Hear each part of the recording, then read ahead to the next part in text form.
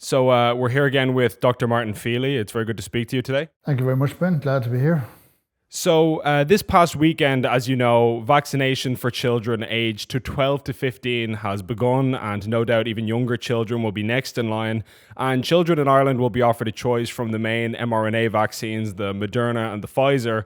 And many people are happy or neutral about this, and they're fine with vaccinating their children, but many others are not. And I'm wondering, what is the concern from parents, do you think? Ben, if you don't mind, I'll go back to the vaccine itself, because most people treat this vaccine the same as all other vaccines, whether that be for polio, smallpox, measles, mumps, travel vaccines. They're all extremely safe, and we take them as vitamins or any other pretty, very safe, harmless medicine. Yes.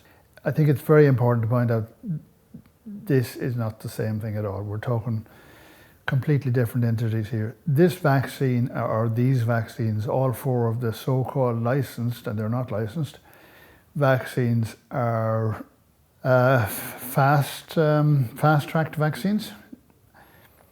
The traditional vaccines, such as even the flu vaccine, would have taken 10 years to develop, to prove, first of all, it was effective, and more importantly, to prove it was safe.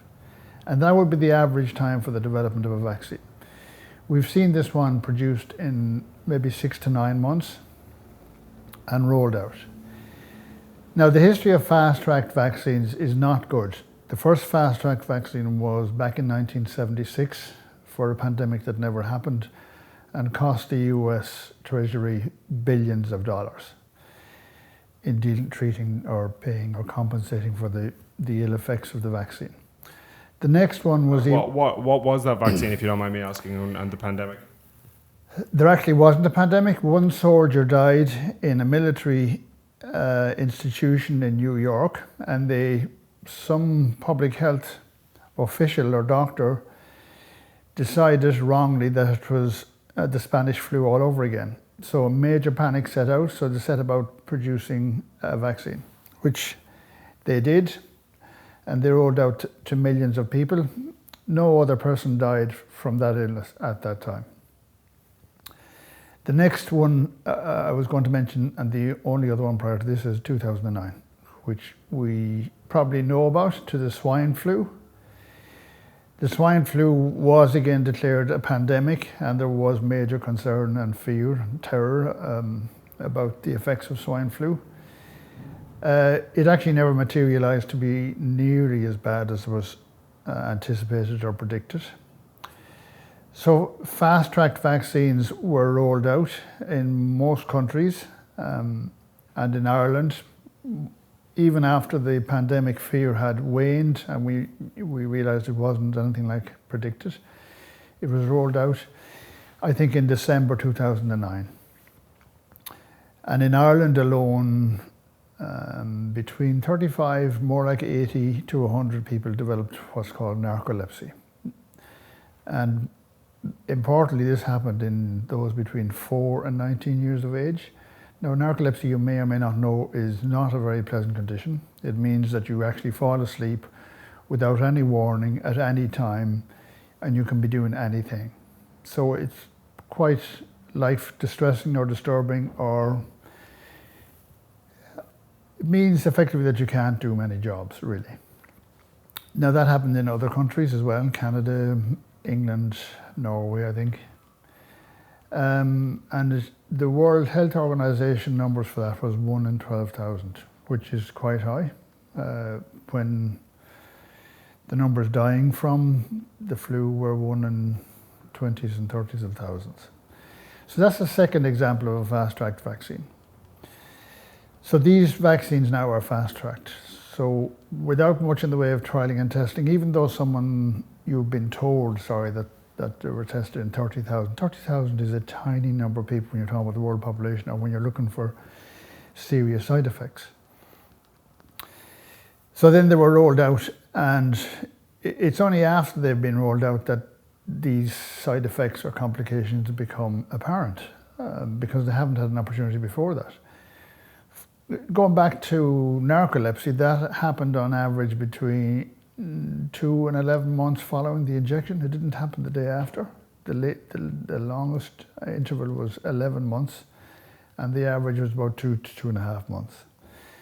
So that gives you some idea of what you're looking at. You're looking at long-term problems, not just immediate sore arm, bit of a fever, that kind of thing. You're talking much more serious issues. Well, could one argue that since some of these vaccines that we're now seeing for COVID-19, they've been being administered to people since the end of 2020, November and December of last year, that could you not say we've sort of had a bit of time to see how safe or dangerous they are and put a risk assessment on it by this point? Absolutely. But to say that they're safe in the face of the evidence for side effects and complications, I think is just untrue.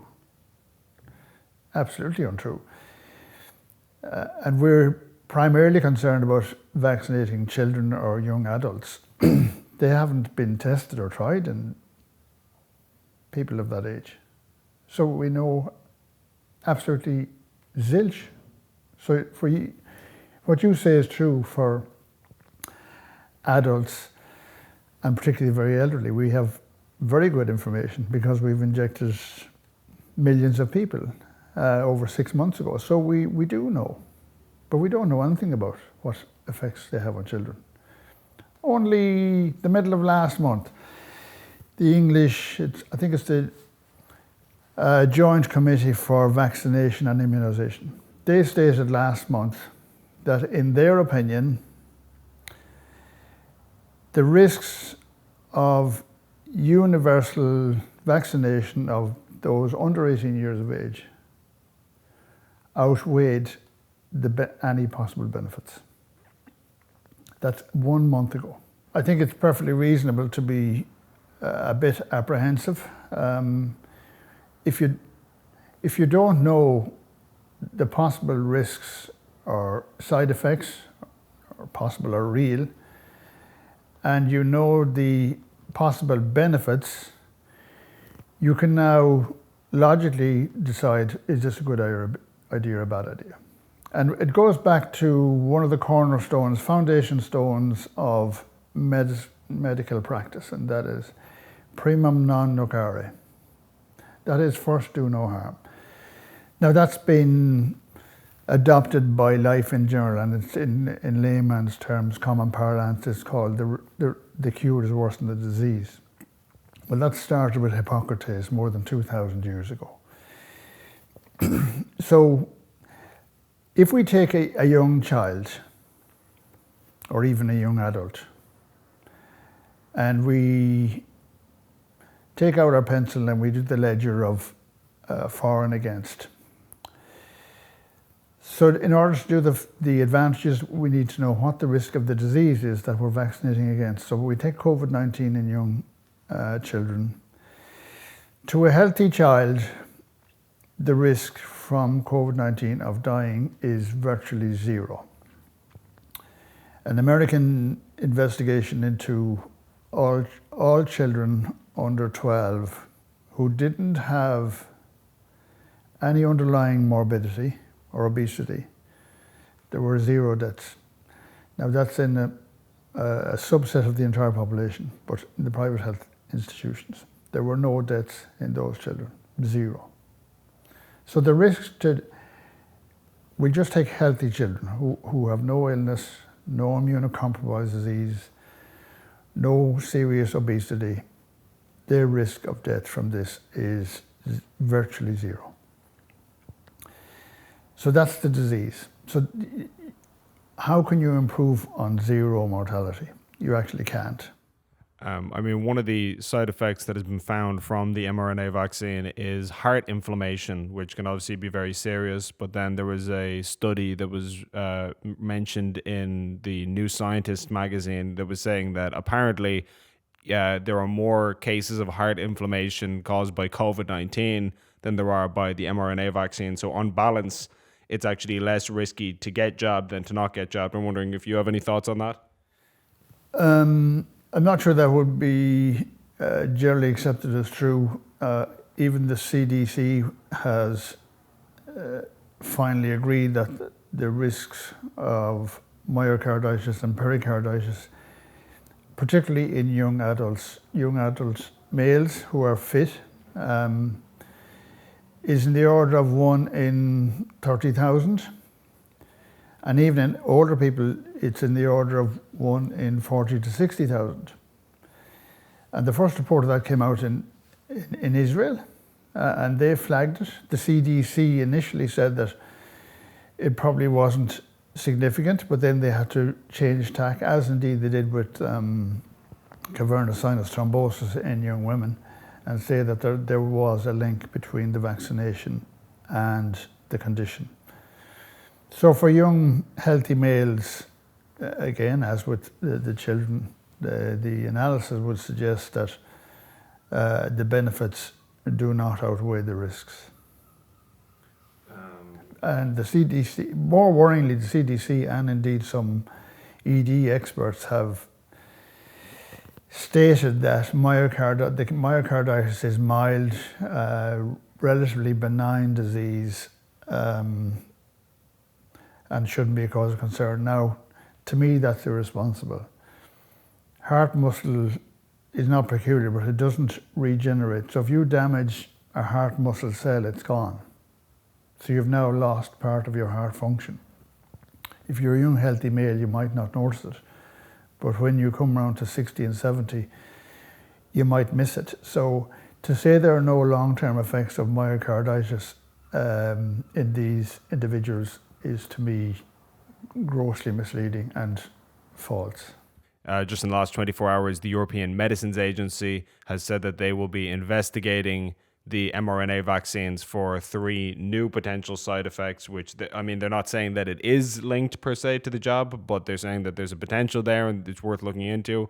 Renal issues with the kidney and certain relatively minor skin conditions. Yeah, absolutely. I'm wondering if you have any thoughts on what that says about, the fact that we're still learning new things about how these vaccines could interact with the human body. Well, again, I only read that report yesterday, and I wasn't aware of the kidney and skin complications. But the fact that the European Medicines Board or authority is coming out and making these statements with their track record suggests that it's real, and they wouldn't do it unless there was hard evidence to support it. And it goes back to your original point that, hang on, this has been around for 9 months or more, and surely we know everything there is to know. That illustrates that actually we don't know. Well, thank you so much, Doctor. I really appreciate it. You're very welcome.